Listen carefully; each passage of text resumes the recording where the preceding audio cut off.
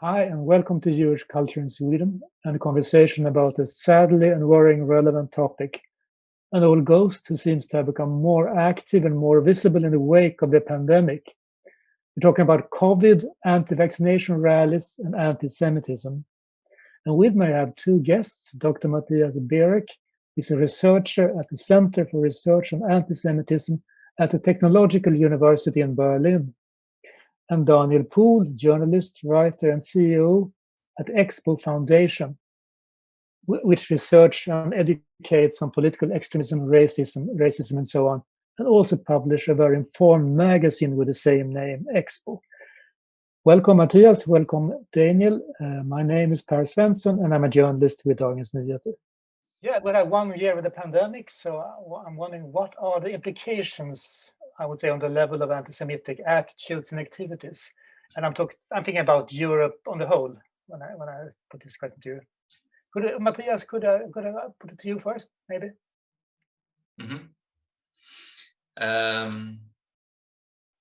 The inclinations of the pandemic on the situation regarding anti-Semitism, is that what you asked?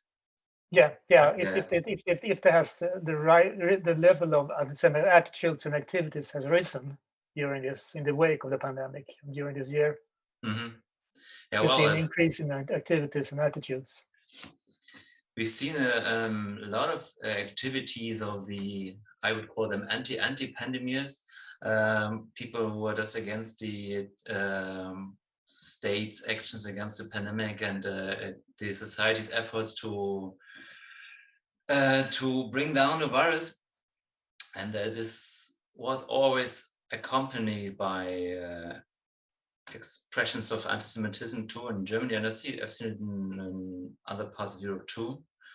I would say, I don't know, I would say it's the insecurity and the fear that is brought by the pandemic to people, that is kind of a surrounding an environment that helps to radicalize and to spread those ideologies, those resentments, especially anti-Semitism. And we've seen it in more open expressions of anti-Semitic thought. And we've seen it in that people are radicalizing in what they are saying and how they are saying it. But we also have seen a spread of those signs and spread of those expressions. And I would not go that far to bring up the old scapegoat story that a crisis has to find a scapegoat and then it's the Jews again. No, I wouldn't say that, because many people who are expressing anti-Semitic thought right now in those movements against the pandemic politics, they have been thinking anti-Semitically before as well. So anti-Semitism never has been away. It has been here all the time, but now there are more ways to express it and more radicalized ways to express it, because the crisis around the pandemic opens up possibilities, opportunities. So I would say it's a radicalization for many people, and it's also a spread among people that are kind of inclined to it, who have not shown a closed ideology so far, but we're harboring some stereotypes or some parts of anti-Semitic ideology, and now they find their priests, and now they find their social media agitators, and they find their public as well. So that also leads to kind of a spreading of anti-Semitism in public. I wouldn't be so sure if we have an increase in the measurable attitudes. And I would return to you and ask you specifically about German and some German examples. But in Sweden, could one talk about an increase in anti-Semitic activities or attitudes in Sweden because of or on the wake of the pandemic? Yeah, I think Mathias gave a quite good overview of the kind of total European landscape here, and in many ways Sweden is a little bit different, and the difference here is because of the quite unusual strategy that the Swedish government has had dealing with the pandemic. There hasn't really been a space for protesting against lockdowns, because as it seems like in countries like Germany, France, Great Britain, this anti-lockdown protest has really become this window for antisemitism, mostly organized not from the traditional far right, but more from what I would describe as the kind of conspiracist movement, which is to regard as an ideology in itself. And maybe we can speak more about that later, but that is the real news here, that the pandemic really is a window of opportunity for the conspiracist movement. The last months, we've seen that start to appear in Sweden as well. And exactly like Mathias describes it, it's not if you look at the organizers, I wouldn't say that they intentionally kind of mobilize their supporters by anti-Semitic dog whistles or anti-Semitic stereotypes, but their way of thinking makes anti-Semitism a part of the kind of conspiracy's meal all the time. And sometimes I would say that they don't really know that it is anti-Semitism. It's just a basic way of thinking in their kind of conspiracist structure of thinking overall.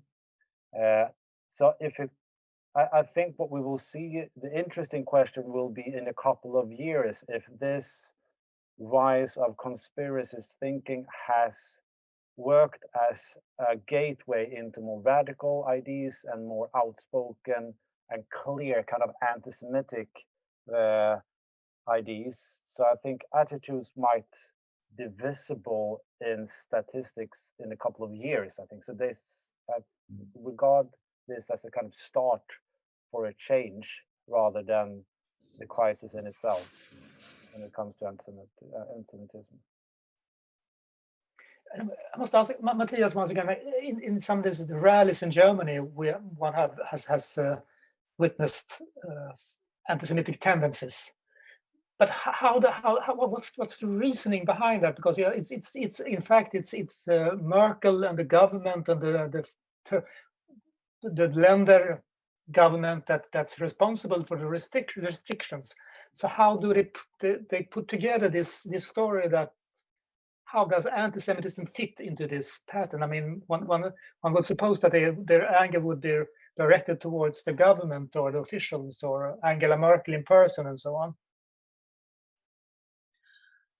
Well, the whole movement you will see at those rallies and also in social media is very, very diverse. You have a lot of different groups and people with different background that they are only united by kind of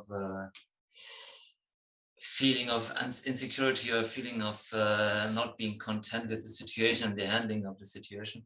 And so that's meaning not everybody in this scene follows conspiracy myths, and not everybody is anti-Semitic, not even the majority, I would say. we have this in this movement, and we have not enough critique against it, but it's a very diverse phenomenon. So it's hard to say. You see a lot of people criticizing Merkel. You see a lot of people criticizing the government or criticizing media and criticizing science because all of them are not following their own opinion on the whole thing. But I don't see a really clear cut causality there. Because even if you just take a look at the conspiracy myths, even not all of them are anti-Semitic, although I would say that the vast majority of conspiracy myths you find today is anti-Semitic, but not everyone. And And you also find conspiracy myths, talking about Bill Gates and a vaccination campaign, or talking about the government having a bad motives behind the vaccination campaign, which is not necessarily anti-Semitic, but in most cases, I would say. So we have a really really complex situation here, which is not showing that clear-cut causalities. Because I will stay in Germany because it's so puzzling for an outside that you have this very heterogeneous protesters. You have right-wing extremists, and you have old hippies, and people that are just into alternative medicine, and it's is there some basic concept or basic idea that connects them with anti-Semitism? Mm-hmm. This is a question put to both of you, actually. Yeah, I would see them if we look at the anti-vaccination movement, for instance, and which is a big part of the whole anti-corona thing, or pro-corona, you could say. There are a few ideological components that you find in both movements, in anti-Semitic thinking and you also in the anti-vaccination movement. I'm talking about this because I had a deeper look into that, more deeper than in the whole corona pandemic movement. And the first thing is, of course, the conspiracy thinking, the thinking of somebody's drawing the lines in the back and steering everything. That's what we find in the anti-vaccination movement, as well as in antisemitism as a core element. The second thing I would say you find in both ideologies very, very prominently is a deep belief in a kind of a natural law and a kind of social Darwinism that believes that there is some kind of natural fate we have to subdue ourselves and we have to follow, which also means that the strongest always will survive and that the weak are deserving it to die. And you find that in the thinking that, we don't need vaccination because, if I'm strong enough, then I will survive it. And who's not strong enough to survive the infection was just destined to die. So this belief in nature as fate is very strong, and is also strong in anti-Semitism. And the third thing I would identify in both ideologies is a very strict and strong, almost narcissist egoism. In the case of the anti-vax, it would mean, the red dot in the arm of me or of my child is more severe than 1,000 people dying of the infection. So people, they only have their own closer surrounding in their view and are not looking further and are not prepared to look further. And I could talk about it a bit more about this, but it has to do with the anti-concept to solidarity, to think about more people than yourself or your close group. And that's what also is part of anti-Semitism, even if it's drawing the line of egoism to a whole group. But it's kind of an institutional or group egoism. It means, our group first, our nation, our folk, whatever first, and the others are to die because they are less worth. And what we also find in both ideologies is the lack of self-reflection that Horkheim and Adorno had identified in their chapter on anti-Semitism and the dialectics of enlightenment, meaning the complete lack the inability to reflect one's own thinking, to reflect about who I am, how do I come to the way I'm thinking, how do I come, or what are the influences that brought me there, how I see the world, how I understand the world, what are the tools that I have on my at hand to understand, to see the world. This whole self-reflection is completely absent. People are thinking, yeah, the way as I see it, that's the way it is. And so they are also not prepared to change their mind, to change, to bring some skepticism or criticism to consciousness. In Sweden, this movement is rather tiny in Sweden as we speak, but there was a rally, some rallies a couple of weeks ago. Could one see this kind of very strange alliances there too? I mean, between hippies and right-wing extremists and mystics and this strange melange of people, or the more straightforward in Sweden. Absolutely, we can absolutely see that. And even if the amount of people in the protests in Germany are much bigger, I think the structure is the same, except maybe from the fact that in Germany, I guess the kind of ordinary people that are fed up with the lockdown might kind of walk into the demonstration as well. I don't really think we have that much.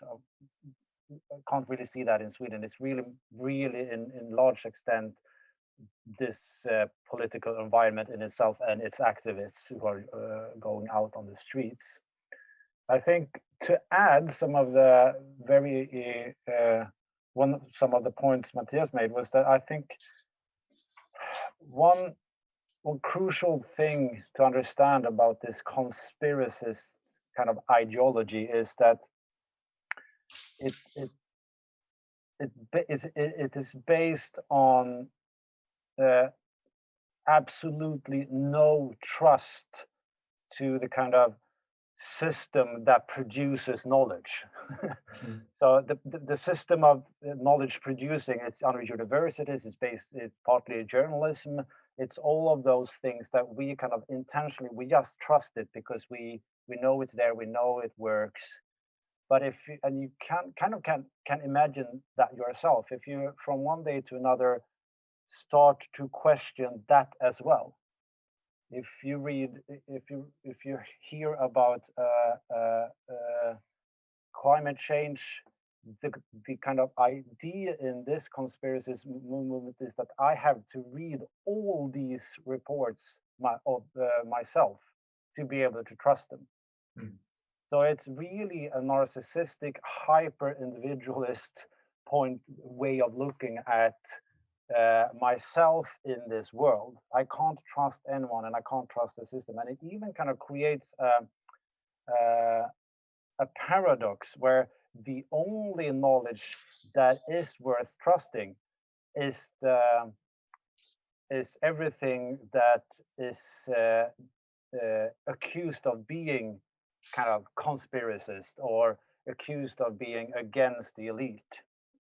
So you will rather trust David Icke, who claims that the world is run by lizards from outer space, than all the academic work you can find on climate change, for example. Because if this guy is criticized by the political elite, probably he's right.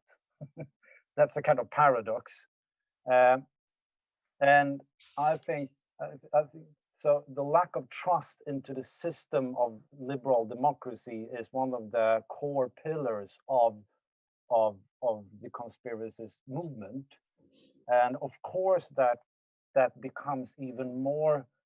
That creates an even more alarmistic situation when added to that lack of trust. You also have a pandemic. And where people around you are afraid, people around you are nervous, stressed, and you have to deal with that. And the way to deal with that is, in this case, to say, well, to basically say that all the messages here are false. That's the only thing we can trust. And I think that's important to understand. I think if we want to find the kind of roots to this, we also have to try to find ask ourselves questions about how democracy works and how do we create trust in society? Because I think that's one of the key points here. And just to add to your question, yeah, we see the same kind of strange alliances. And how does anti-Semitism come into that? Well, basically, in this conspiracies ideology, there are the ideas that in top of society you have this hidden group of people with power. The story about who they are is different. The only thing that is important is that you really can't affect their power at all. So maybe they are lizards, maybe it's the British Queen or whoever, maybe it's Illuminati, or maybe it is some kind of Jewish conspiracy, but usually not. And that's the interesting thing about how this kind of conspiracies movement works. The Jewish conspiracy and the idea of Europe, kind of a Jewish international kind of collectiveness, they rather work and are described as loyal soldiers to this hidden power than the power in itself. So I think that makes it possible for them to connect to, let's say, far-right activists, tell the story about the Jews. Well, in the conspiracies movement, that kind of makes sense because the Jews are in their story as well, even if they don't have the ultimate power. So I was going to ask you about that. The organized extreme right-wing groups, which at least in Germany has been active in this anti-vaccination or anti-lockdown movements. You've seen them. Are they really true believers when it comes to the anti-vaccination and the anti-lockdown activities, or are they just grabbing the opportunities? Are they primarily selling their the classic political ideas, or are they really believing in anti-lockdown activities? Mathias, in Germany, that has been ambivalent. Take, for instance, the AfD, the radical right party that's in parliament already. They had no coherent strategy regarding the pandemic. One day they said, we should just let it go, like in Sweden, and you also had on those rallies, you always had the Swedish flags and stuff. And the other day they said, we need more pressure, more efforts by the state to suppress the pandemic and send people home. So they had not really a coherent strategy. But after a while, one could see that the radical right, including the AfD, that they just had one issue in the whole thing, that they were against government, of course, and against media and against science, and against every effort to be taken that kind of changes the everyday life of their electorate, their potential electorate, meaning even wearing masks or doing tests is evil. So I would also say that what you asked for, if this is just a bandwagon effect, that you just use it for getting new followers, or if they believe it, I would say it's both.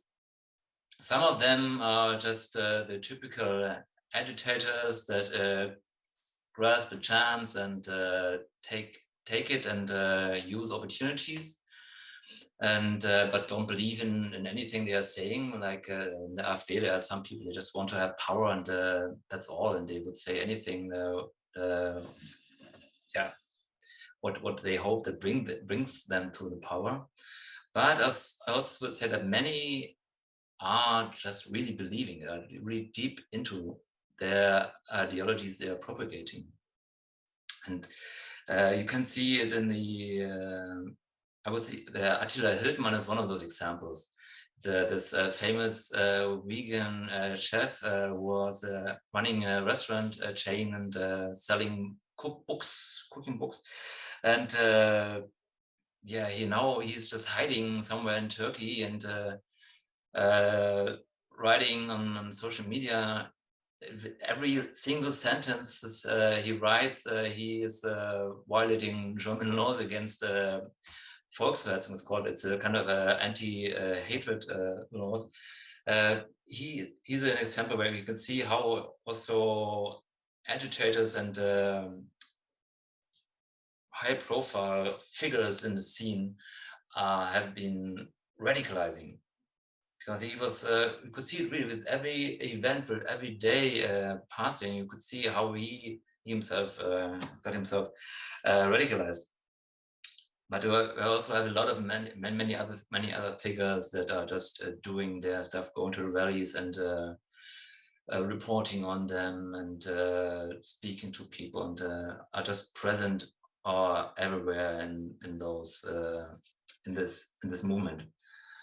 And I would say, yeah, you can't you can't really say clearly that this is either a motive to gain power and just a chance opportunity taken, or if it's out of their own belief. I think it's both, and in some cases it's only one of them. This if you returning to the anti-Semitism and the pandemic, this using Jews as a scapegoat, as you mentioned in the beginning, for diseases or epidemics, it's a historical recurrent phenomenon. Could you give some historical perspective on this? It has been going on for a long time. What to say on this? Yeah, actually, blaming Jews for pandemics or for diseases has been really a long history. I'm a bit hesitating to do a repetition of all those slander, of all those accusations, because you really get in the dangerous area of repeat and reproduce really evil stuff. But it has a long history. You can see a pattern. Sorry, say again? You can see a certain pattern, a recurrent pattern, I guess. Yeah, of course. There is a pattern to make the Jews responsible for pandemics. It has been the same with the plague, it has been the same with cholera, and it has been with many diseases, infectious diseases, it has been the same thing. But on the other hand, it's also interesting that if you look at the first infectious pandemic that has been treated with the vaccination, the smallpox in Europe, there the Jews have been made responsible by the anti-Semites not only for the disease but also for the treatment, because they were also accused of profiting from vaccination, and that the whole vaccination campaign in Germany in 1874 following has been made up by Jewish politicians and Jewish doctors just to earn money from it, from the vaccination. And I have not been looking too deep into history, but if I compare it to the 19th century, the arguments against vaccination are the same, and also the presence of anti-Semitism in these campaigns can be seen as equal as today. Although, of course, language has changed, because a lot has happened between, and you cannot express anti-Semitism that openly anymore, at least not in Germany. So the communication is a different one, but you see structures that are the same. You have elements that are the same. I'm specifically interested in what happened after the pandemic of 1918, 1920s. I mean, the Spanish flu. Do you know if you had the same kind of anti-Semitic resentments and campaigns after that pandemic as you had earlier in history? Or I think that's interesting because of, I mean, the specific period in history and the period between the two wars. Did the Spanish flu had some effects on the political developments in the 1920s and 1930s? There's a currently there's research on the way to compare the Spanish flu and antisemitism and corona pandemics and antisemitism, and look at the argumentations and parallels. But what we can see so far is that there has been many culprits made responsible for the Spanish flu. For instance, in Brazil, it has been called the German flu, or in every country it has had a different name, making somebody else responsible.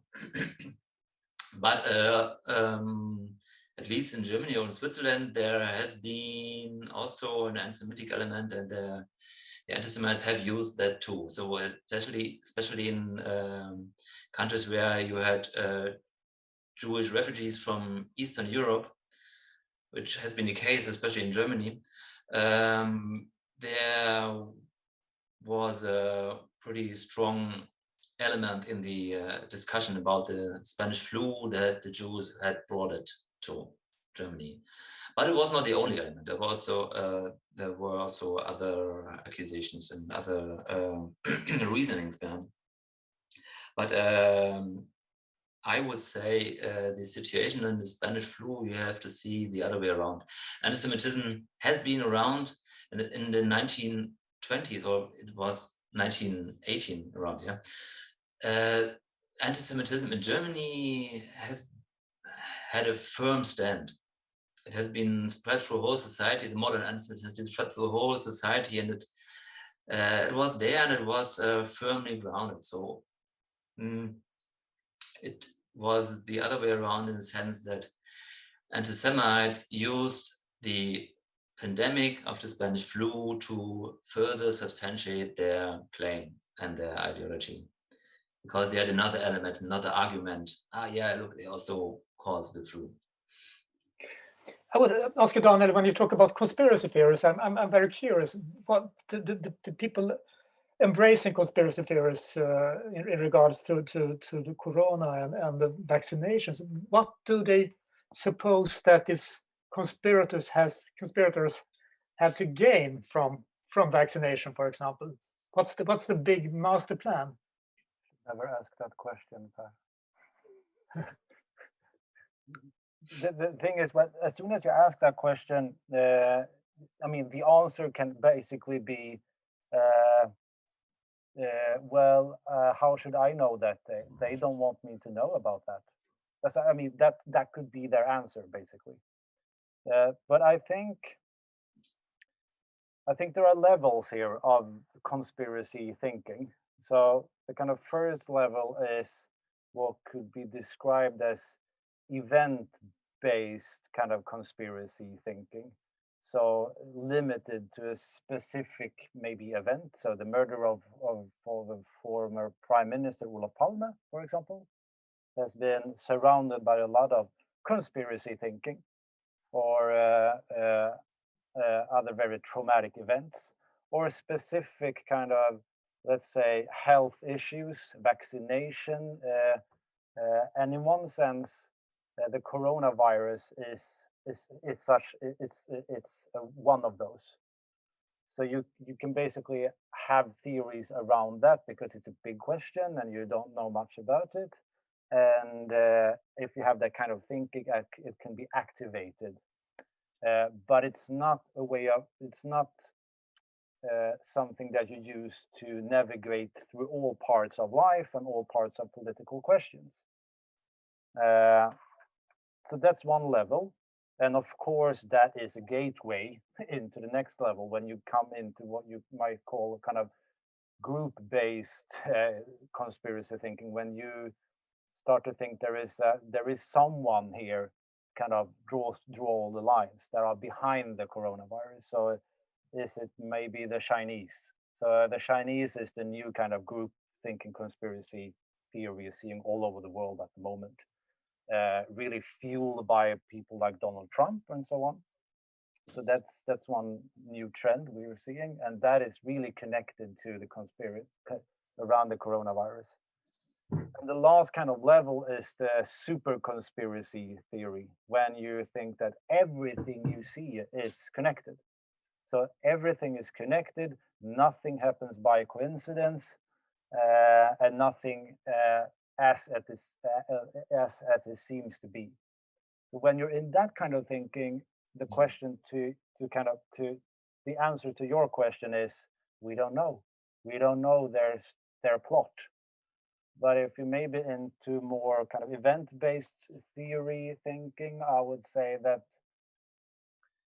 one argument could, of course, be, well, big pharma is always looking for new ways of earning money, so that's why they invented it, to be able to launch their new vaccines. Classical kind of answer to that question.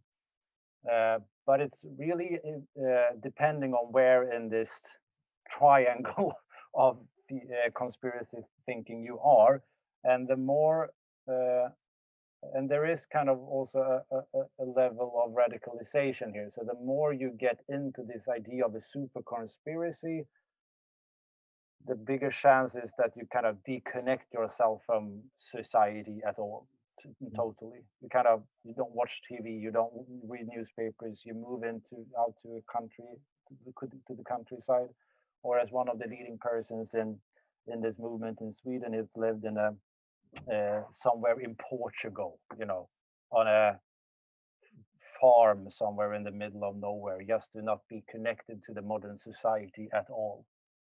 That's where you kind of end up, but that's the end station, so to speak. Even if you ask him, I asked that guy about the Holocaust, for example, once, and his answer was, honestly, Daniel, I don't know, because I wasn't there. So I can't know. How could I know? Mm-hmm. But there is a lot of research on this, Yeah, I know, but I haven't read it. I have to read all that research before I have an answer to your question. So again, it's a very specific kind of world of ideas. And it's not new. And I think that's important as well. And I would be curious to hear Mathias about this as well. But because the persons that I see on the streets in Sweden today is the same persons that have been around like for 20 years.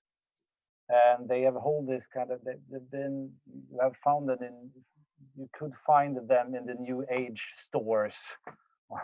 Now you found them on the internet, and they're interested in all this kind of alternative medicine, alternative health, and so on. And this is just a window of opportunity for them. And yeah, that's a long answer to your question. Sorry. Yeah, Mathias, because Germany has a long tradition of this anti-modernist thinking or anti-modernist movements, going back to the reformist movement, and on the last turn of the century, people were turning to vegetarian diets and alternative medicine and alternative dressing and alternative living and so on. Do you think that tradition plays a part in this also in this anti-vaccination and anti-lockdown movement, the specific German anti-modernist tradition? Definitely, most definitely. That's what we see all the time. That's why also some sayings about this scene point that we have a mixture, a collaboration of East German far right neo-Nazis with Southwest German hippies from their yoga and anthroposophian sects. So they are really together on the streets, and they have obviously right now for the moment they have rarely a problem to demonstrate together. So, and what you just said was so sounding so familiar to me. People asked about Corona and about what would you say? Yeah, people dying in the hospitals, and the hospitals are full. And what they answer is no. I drove by our local hospital. There was no crowd before in front of the door, so I've seen no overcrowded hospitals. Or the same, like the leader of the AfD in Rhineland-Palatinate, and that they had elections there 2 weeks ago, and he was asked in a federal press conference about his positions to Corona and everything, and he was just saying, yeah, you know, I know that 99% of the scientists are saying that, and I say, okay, fine, but they also I also want to hear this other 1%. Take away that he doesn't even is able to count, but he's still, you know, they take this tiny little fraction of crazy scientists who just don't, they just want to have another opinion out of the opinion, not by evidence, and they just take this and believe this, and you have this thinking, this argumentation all the time through all these movements. And I think I forgot what you were really asking. Yeah, it was about this specific German tradition of anti-modernism and alternative living and alternative eating, alternative dressing, and so on. Mm-hmm. Yeah. Reform movement, I think it was called in the last. Yeah, exactly. Yeah. So I already said that you have that they are prominent in the Corona protest scene, but you see with them also that, like, if you take the anthroposophic movement, there is Rudolf Steiner movement, this education movement following Rudolf Steiner. You have a certain tendency there that you find among these people more people with anti-Semitic attitudes. But the whole organization and the leaders of the organization are distancing themselves openly from racism, from anti-Semitism, and from all that. And so you couldn't say that the whole movement is in itself anti-Semitic, but you have a higher tendency there to that people follow anti-Semitic ideas and ideologies.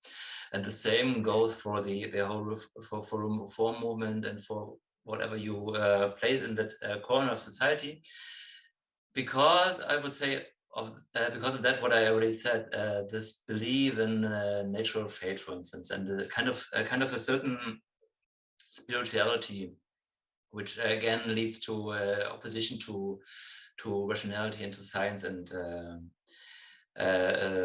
rational interpretation or analysis of society. And here we also come to what is in for believers of a conspiracy myth.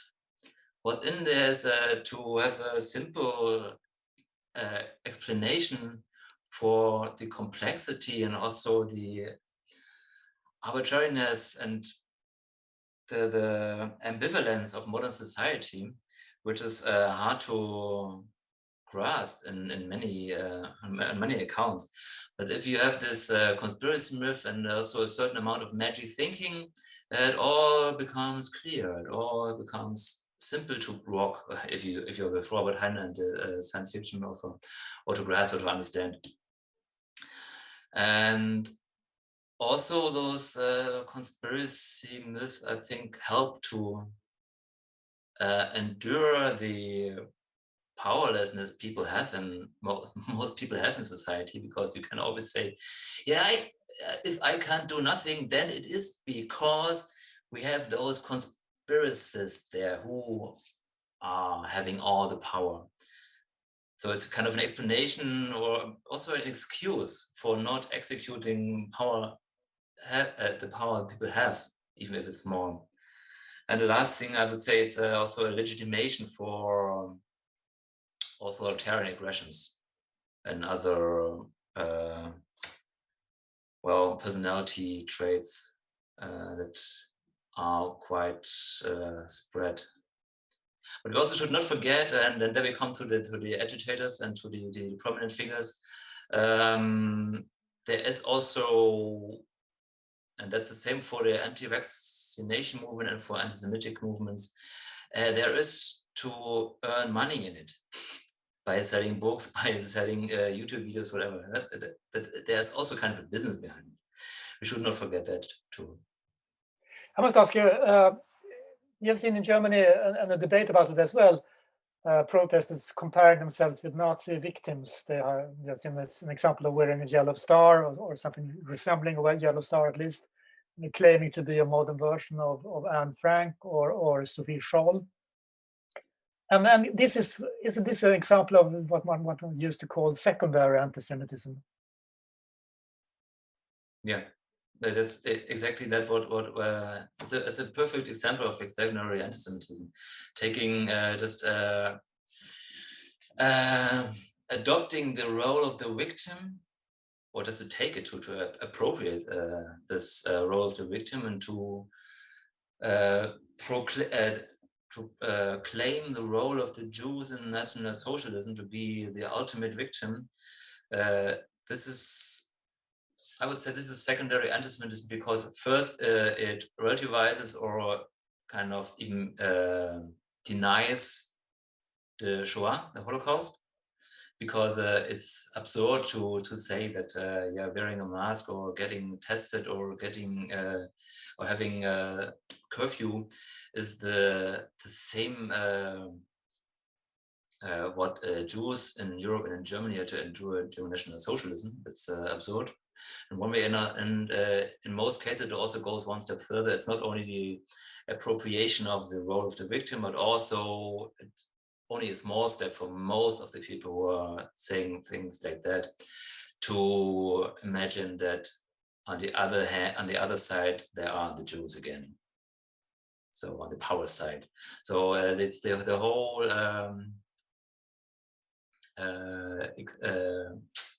turning around of a victim and perpetrator thing. You have it in most of those cases. So that's what makes it this secondary anti-Semitism in the sense of blaming the Jews for having to care for the effect of the Holocaust, the Shoah. I have one last question. It's of course how this what we have discussed here, these tendencies of anti-Semitism blending into vaccination resistance and so on. How dangerous and lasting will this phenomenon be? Will it disappear once the pandemic is over, or will it have some lasting effects? I mean, will it strengthen anti-Semitism, or will it, so to speak, go back to normal when the pandemic is conquered? I think that what we could define nowadays as normal is a growing trend of conspiracy thinking in society.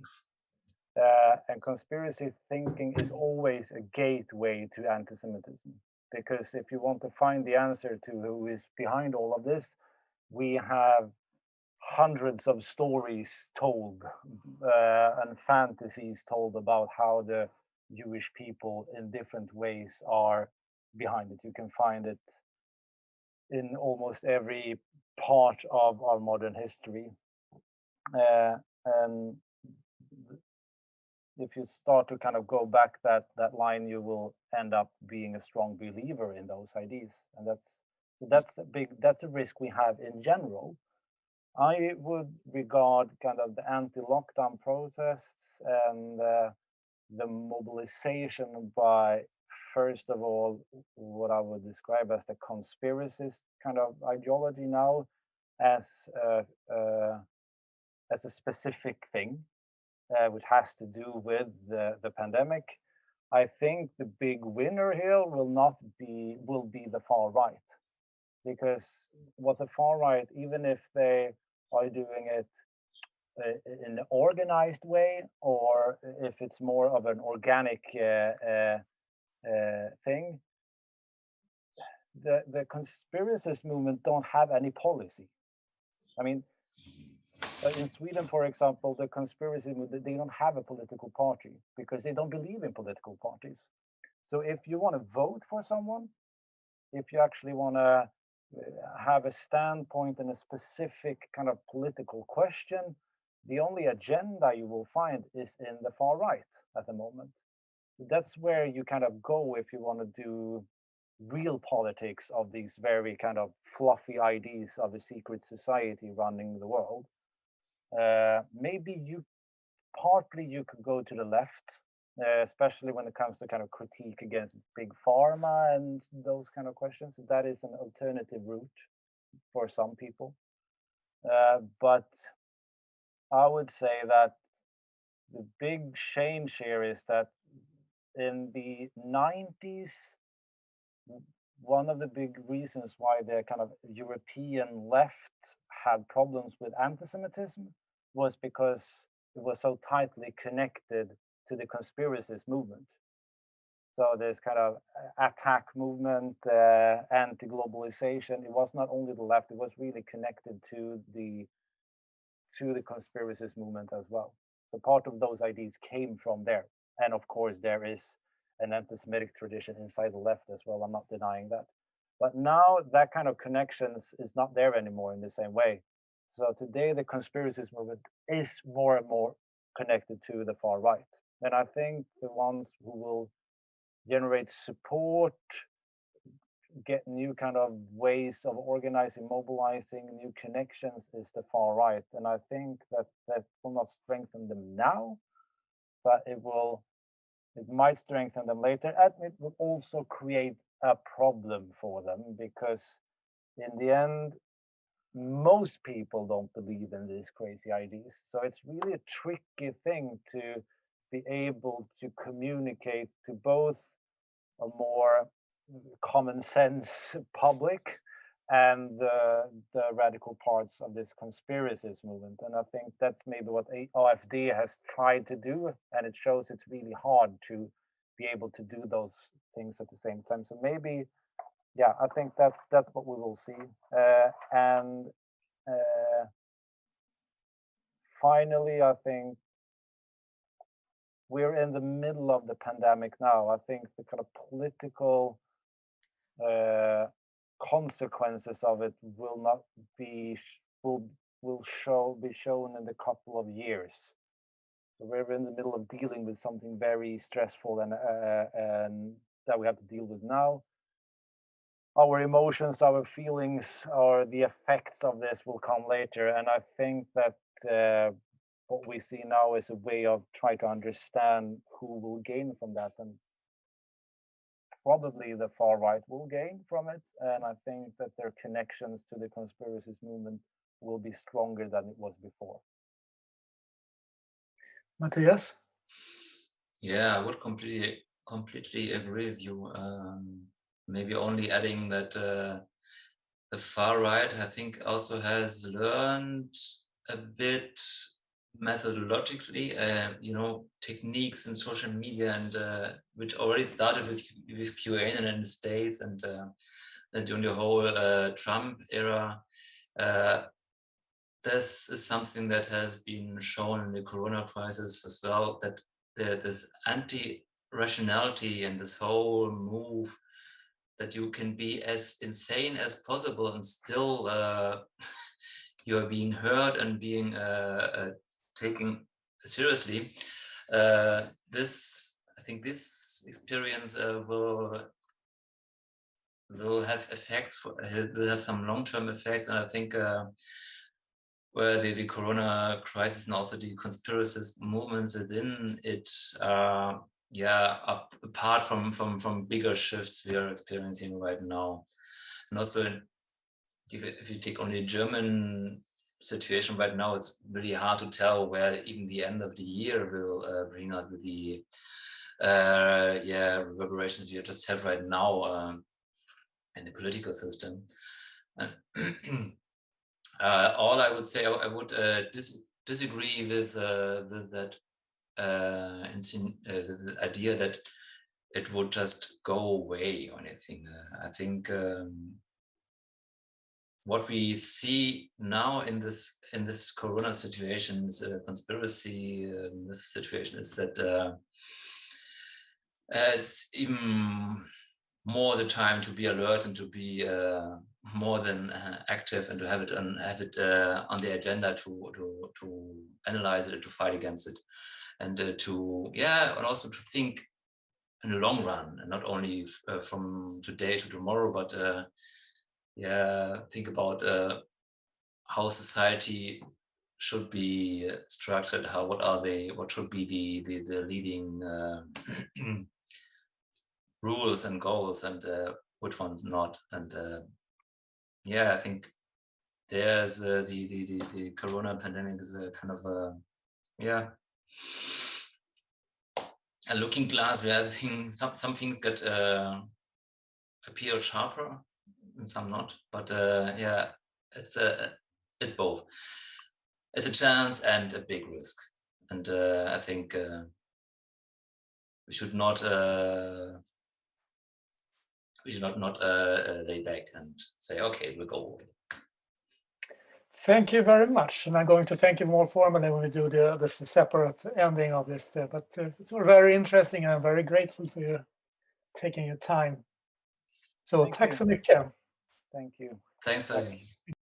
Many thanks to you, Mathias Berek and Daniel Poohl, for this interesting but also worrying conversation.